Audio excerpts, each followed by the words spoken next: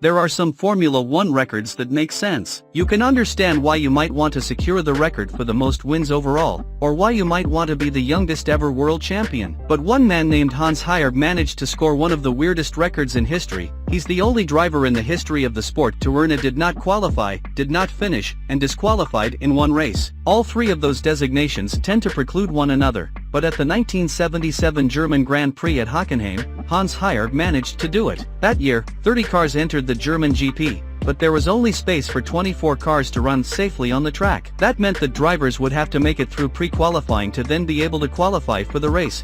Basically, 6 slow cars would be unable to compete for a spot on the grid. Young Hans Heyer, competing with the ATS racing team, didn't make the cut. It was, after all, his debut race in F1, and his team wasn't exactly what one would call good. Because of that, he earned a did not qualify. Later on Sunday, there was a strange issue with the starting lights, and while the stewards were busy fixating on that, Heyer used the help of his friend, a German marshal, to sneak out of the pits and join the grid. The race started eventually, and nobody noticed the unusually bright yellow car racing around the circuit until lap 9. Heyer's Penske suffered damage to its gear linkage, causing him to retire, and this led to his did not finish. Subsequently, the officials finally managed to realize that Heyer was racing without receiving the green light. Hence, the stewards disqualified the German from the race, consequently leading to the combo. Interestingly, the German Grand Prix remains Heyer's only F1 race in his entire racing career.